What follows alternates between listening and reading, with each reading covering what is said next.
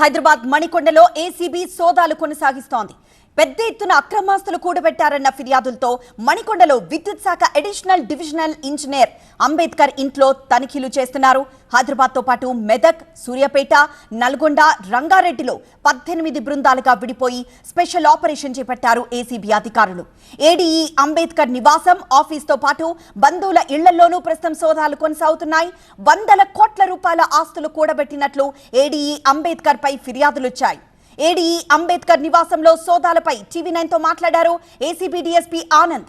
ఇప్పటి వరకు సూర్యాపేటలో 10 ఎకరాల భూమి, నర్కొడలో 1000 గజాల భూమి, గచ్చిబౌలిలో 5 అంతస్తుల భవనం, కొండాపూర్లో 3 బెడ్రూమ్ ఫ్లాట్స్ ను గుర్తించినట్లు చెప్పారు. మాకు ఇతని పైన విపరీతమైన అవినీతి ఆరోపణలు రావడం జరిగింది. ఈయన చాలా కరప్షన్ ఎలిగేషన్స్ ఇతని పైన ఉన్నాయి.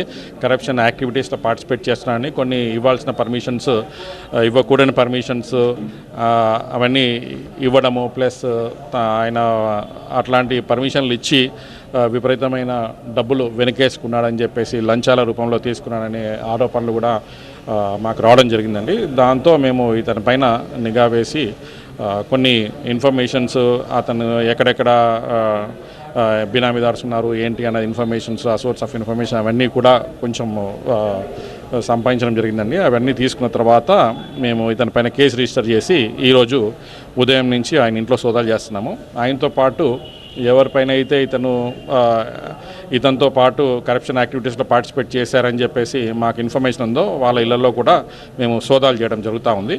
సో దాదాపు 12-13 చోట్లలో సోదాలు జరుగుతున్నాయండి. మెదక్ జిల్లాలో ఒక చోట, ప్లస్ నల్గొండలో కొన్ని చోట్లలో ఉన్నాయి, రంగారెడ్డిలో ఉన్నాయి, అట్లాగే హైదరాబాద్లో ఉన్నాయి. వేరే వేరే చోట్లలో ఈ దర్యాప్తులు మాత్రం కొనసాగుతున్నాయండి. 3 ప్లాట్స్, ఓపెన్ ప్లాట్స్, ప్లస్ ఒక 5 ఫ్లోరిడ్ బిల్డింగ్ గచ్చిబౌలిలో, ప్లస్ ఒక 1000 యార్డ్స్ ఫామ్ ల్యాండ్ నర్కోడాలో, ప్లస్ ఒక 3 BHK ఫ్లాట్ కొండాపూర్లో, ఒక 10 ఎకర్స్ ల్యాండ్ పెన్పహాడ్ సూర్యాపేటలో, ఇవన్నీ కూడా మా దృష్టికి రావడం జరిగిందండి. ఇప్పుడు ఇంతవరకు చేసిన దర్యాప్తు కొన్ని కూడా